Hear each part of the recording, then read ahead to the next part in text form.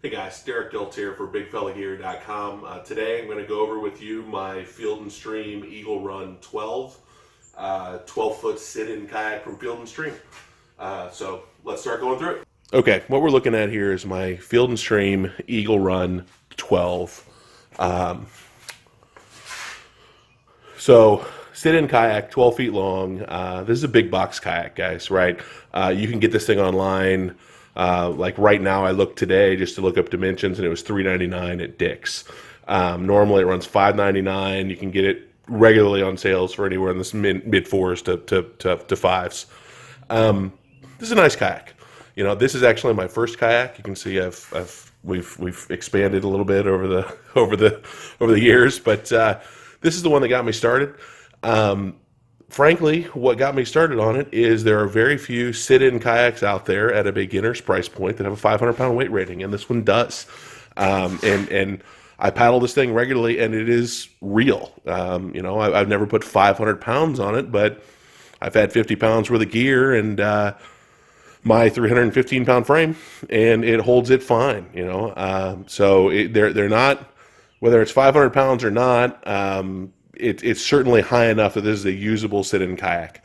That said, I'll go through some of the positives and I'll go through some of the negatives. I am looking to buy a nicer kayak than this, but I certainly, if somebody's just looking to try sit-in and they aren't sure, there's nothing wrong with this kayak and it would serve them well. Starting up here at the bow, one that just got standard, like, again, these are features that I'll complain about now that I never would have known. I've gotten my hooks caught in this rope more than once. I could certainly change this out for some coated cable. I just haven't done it. But again, sturdy, heavy molding. I will say this kayak is heavy. It's probably a 60-pound kayak, where a lot of 12-foot sit-ins are going to be more towards the 45 or 50 pounds. So it's a heavy boat. But moving down, you've got standard shock cord. I've had this thing for a couple years. It's gotten a lot of use. Admittedly, I'll get yelled at for this, but in the summer, my PFD will regularly be right here if the water's not too high. In the winter, I always wear it, or when the water's high, I always wear it. But if it's lazy river type days, then a lot of times my PFD is sitting right there. There is a flotation. You can see this screw right here. There is a bow flotation that takes up the whole front end of this boat, which is part of where your buoyancy comes from. Another thing, if you're a taller guy, you can see here where my paddle keeper screws are on this thing. I had to move these forward about 6 inches because I could not, from where that seat was up to my paddle keepers with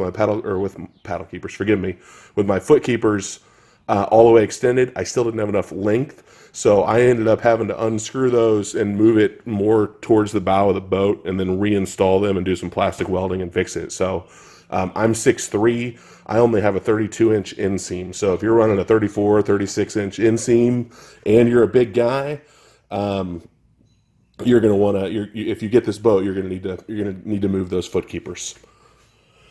Coming down here, these are me. These are not stock. I put these 2 pad eyes in because what I do is I put my tackle bag right here, and I'll run a bungee cord over this so my tackle bag can be right in front of me, but not having to sit down here between my legs. Field and Stream does what they call a dashboard here in the front. This thing is worthless. I've seen guys that have gotten the zip saw out and actually carved this out and then melted it down so it's smooth. I put my paddle leash clip right here for it. So it's, like I said, but it's worthless. I mean, I'll put a spinner or something in here, but generally speaking, that's for looks, and they never should have put it in the design. Coming further back, I've got my this is a Ram self-leveling that I put on. Love that thing. Like I said, the cup holder's worthless. This thing is awesome. On the other side there is another Ram rod holder, and this is just hanging there. That's actually for my that is for my net. I'll show you that here in a minute. I will say, guys, especially if you're a lefty, I should have gotten a ram tube. The way this is slotted for a spinning rod doesn't work properly if you have a left-handed setup. So I'll probably switch this out. This is articulating, as you guys know, and I'll probably switch this out for a bazooka or something like that at some point in the future. But anyway, moving on to the cockpit. For a stock seat, this thing it's not horrible. If I sit on this thing all day, which sometimes I will, my legs certainly get tired, my butt gets tired. This is another cup holder that's molded into it. Again, worthless, especially if you're buying a kayak for a 500-pound weight rating. I don't know who it is that thinks that 10-inch dimension is going to allow for, the back of our butt all the way, to where you could actually put a drink in there. Maybe my 5'5", 110-pound or 120-pound wife could, or maybe my 10-year-old could, but certainly nobody that's going to be wanting this thing is going to be small enough to be able to fit a drink in that cup holder. So, but yeah, and then you've got room up there. I've got a size 13 shoe, and it's borderline for me to be able to keep my feet straight in there. It's not horribly uncomfortable.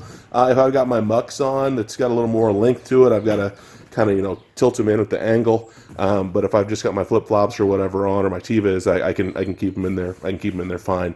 And as you'll see from my paddle video, I can somewhat kick a leg out, not all the way out of the boat, but enough just to get a knee up if I'm in there all day. So coming back further, these were not included. I put these on the Scotty paddle clips. This is stock, and then this up here is stock. So it does have what you think of as a traditional paddle keeper. That is stock, but I actually put this on itself. One other thing I did this is a Bass Pro folding net. And what I did is I took a piece of CPVC, you can kind of see that, and I cut it in half.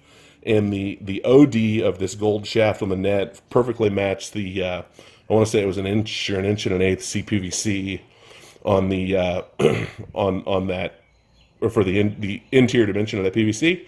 And I just put that on there with epoxy and reformed it, and it fits perfectly in that inch and an eighth diameter that the standard paddles are.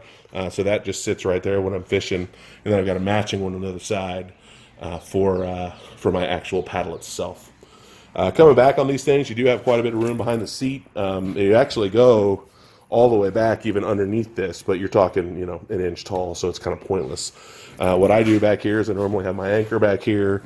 I've got my spare paddle knocked down, and it runs all the way to the back of the boat. And then I've got my rain gear in a compression sack, just lanyarded on the side of the boat as well. But there's enough room. A lot of times what I'll do is I'll actually put my anchor in a bag back here too. And then on these flush mounts, I'm a big guy, but I'm still to some degree a little more flexible than maybe some of the other guys are. The rear mounted flush mounts, pretty worthless in terms of being able to use them. Sometimes I'll take my net and stick it in one, but honestly, normally what it gets used for is if I'm using an anchor, my anchor sits in here, and then I can pull it out or not pull it out. But twisting around in a sit-in from this seat, as close as these are, trying to get them, not real usable, especially if you're on this website. So if you can find a way to use those, great. But accessing those repeatedly when you're actually using the boat is a pain in the butt, and I would not recommend it. So they're there, but again, big box kayak, not necessarily thought out exceptionally well. So moving back, this guy is removable. I could put my net, actually, if I wanted to, my net could go here as well, and I can actually lanyard that over. Sometimes I do that if it's in storage or whatever, but generally speaking, I've got it up there in the paddle clip. More shock cord. This thing is honestly one of my favorite parts about this kayak. And then in there, that's pretty big. That runs the whole length of this. So, I've got my cell phone case. I've got my neoprene gloves. We do a lot of winter kayaking. Got some bug repellent, some carabiners. I think I got some Night Eyes S-clips in there and stuff. But honestly, that's where my wallet goes a lot of times. That's where, things during the trip. But again, if you're a big guy, accessing this mid-trip, not going to happen. My wife, generally, if we're paddling together, my wife will get something out of it for me, pull alongside me. But if excuse me, on these sit-ins, if you want it mid-cruise, realistically, that's why I put those two pad eyes up there that I could bungee cord stuff to the deck. Because honestly, the reach even of getting to that shock cord is tough. When you're actually in the water. So you kind of got to have what you want close by with this, because you're not going to go turning around or leaning forward to the front of the bow or anything like that. maybe some overnight camping gear, but I wouldn't plan on getting that at midship. The other nice thing about this is this will actually lift all the way out. So if you don't need it, or you want to run a bucket or something like that when you're actually fishing, you can do that. So you've got a fair amount of storage there as well. I pretty much always just leave mine in. It just snaps in just like that. Again, then you got a drain plug in the back. But yeah, like I said, that's the overview of the kayak, guys. It's a $400 boat if you catch it on sale. If you're new to the sport and you're not sure if you're going to like it, it's worth the $400. I'm not complaining about this kayak. It's what got me into the sport. In terms of hauling a 315-pound man around, it does a fine job. I'm not complaining at all. I will say, because of the plastic kayak, compared to like the Old Town Deer Joe I did the test on, actually it's that guy right there, this is not a stiff boat at all, right? So, I mean, I'm suspended here, so I don't want to push too hard.